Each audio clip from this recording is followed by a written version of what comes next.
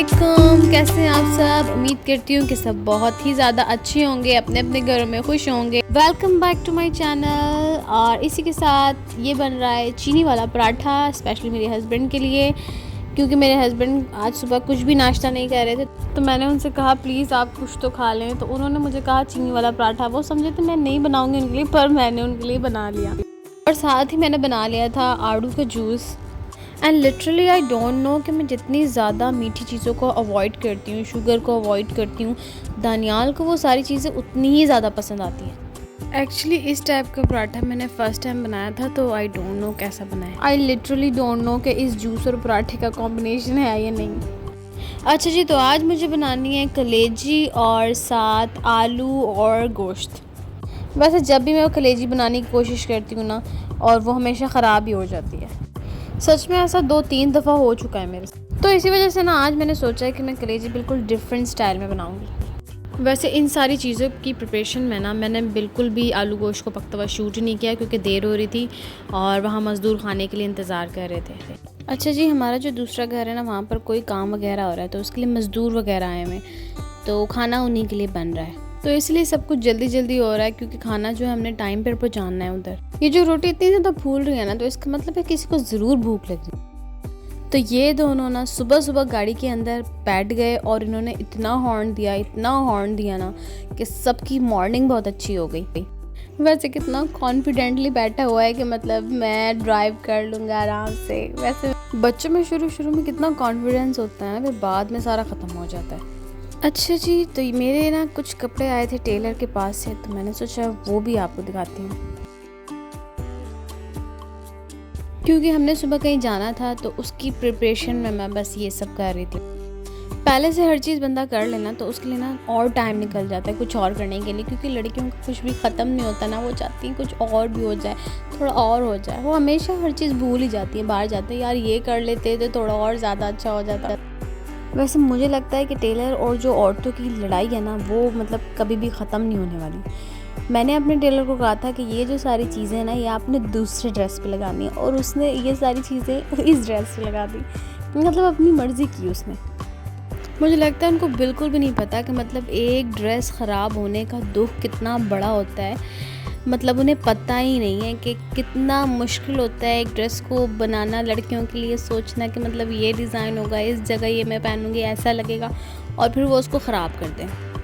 अच्छा जी, तो ये मेरा दूसरा ड्रेस जो उसने कुछ इस तरीके से बनाया है। नॉर्मली तो टेलर्स फिर भी कुछ सुन लेते हैं, मतलब अपनी मर्ज़ी नहीं करते, और जब ईद करीब आ रही होती है तो तौबा, इनसे तो बात ही करना मुश्किल हो जाता है। ये तो बात भी नहीं सुनते किसी की। ऐसा फील कराते हैं उस वक्त कि बस हमने आपका ड्रेस सी के दे दिया, तो हमने बस आप पर बहुत बड़ा एहसान कर दिया। इवन हम उनको एक्स्ट्रा पैसे भी दे रहे होते हैं कि हमें जल्दी सी दो, फिर भी वो अपनी मर्ज़ी करते हैं। वैसे क्या ये अपनी वाइफ्स के साथ भी ऐसे करते होंगे? उनके तो जल्दी से सी के दे देते होंगे। वैसे मैं इनके साथ कितनी मोहब्बत से पेश आ रही हूँ, आराम आराम से बिल्कुल इनको रख रही थी कि कुछ हो ना जाए क्योंकि नए कपड़े हैं ना, तो मतलब वो जो फीलिंग होती है ना, नोबडी नोज, सिर्फ लड़कियाँ ही समझ सकती हैं। अल्लाह का बहुत शुक्र है कि मतलब सारे जो ड्रेसेस थे मतलब वो ठीक लग रहे थे, और अल्हम्दुलिल्लाह अल्लाह ताला का बहुत बहुत शुक्र है। अल्लाह ताला ने तौफीक दी कि मतलब हम कपड़े बना सकें। वैसे इतने ज़्यादा बनाने भी नहीं चाहिए, गुनाह मिलता है, लेकिन ज़रूरत हो तो फिर बना लेने चाहिए, और अल्लाह पाक ना सबको दे, आमीन। अच्छा जी, तो मुझे बिल्कुल समझ नहीं आ रहा था कि ड्रेस को किधर हैंग करके कहाँ से वीडियो बनाऊँ।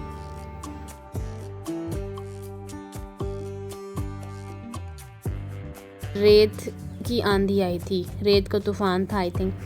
तो ये जो आसमान पे लेयर्स दिख रही हैं ना आपको, तो ये लेयर्स बिल्कुल साफ़ दिख रही थी, और मिट्टी की लेयर्स थी ये, और ऐसे जैसे लहरें नहीं होती पानी के अंदर समंदर में, ऐसे थी।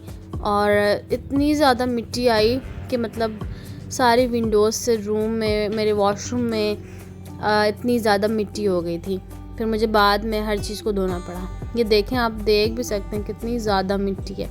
और फिर इसके बाद, इस तूफ़ान के बाद बहुत तेज़ बारिश भी हुई।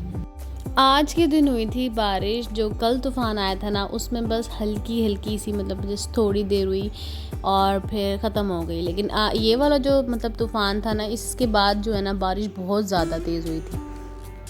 और वैसे भी ना अल्हम्दुलिल्लाह अल्लाह का शुक्र है कि ये इस तूफ़ान की वजह से ना मौसम थोड़ा अच्छा हो गया, मतलब मौसम थोड़ा सा ठंडा हो गया। बहुत सख्त गर्मी थी, बेचारे जिनके पास सोलर नहीं है या जनरेटर्स नहीं है, फिर लाइट चली जाती है तो फिर उनके लिए कितना मसला बनता होगा। तो अल्लाह का शुक्र है इससे, इन हवाओं से थोड़ी सी ना गर्मी कम हो गई। अब ये है कि नॉर्मली रह सकते हैं बंदे पंखे के बगैर। और यहाँ पर तेज़ हवाओं से ना हर चीज़ इधर उधर हुई हुई है। अच्छा जी, जो ये कलेजी मैंने दोपहर में बनानी थी आलू गोश्त के साथ, वो मैं अभी शाम में बना रही हूँ, क्योंकि उस वक्त हमने भी वही खा लिया था जल्दी जल्दी में।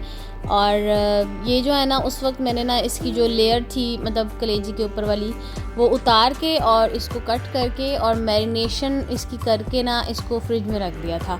अच्छा जी, तो मैंने कहा था कि इस दफ़ा मैं बिल्कुल डिफरेंट स्टाइल में कलेजी बनाऊंगी, क्योंकि हर दफ़ा मेरी ख़राब हो जाती है ना। तो ना इसको पहले मैरिनेट कर लिया था मैंने, वॉश वगैरह करके ना इसमें गार्लिक पेस्ट लगा के, तिक्का मसाला लगा के ना, थोड़ा सा विनेगर लगाया था और इसको फिर मैंने फ्रीज़र में रख दिया था। उसके बाद जब मैंने ना इसको बनानी थी ना, तो फिर मैंने इसको फ्रीज़र में से निकाला और जस्ट प्लेन ऑयल में ना मैंने इसको डाल के थोड़ा सा भून लिया था, कि मतलब जो थोड़ा सा जो मसाला है ना वो पक जाए।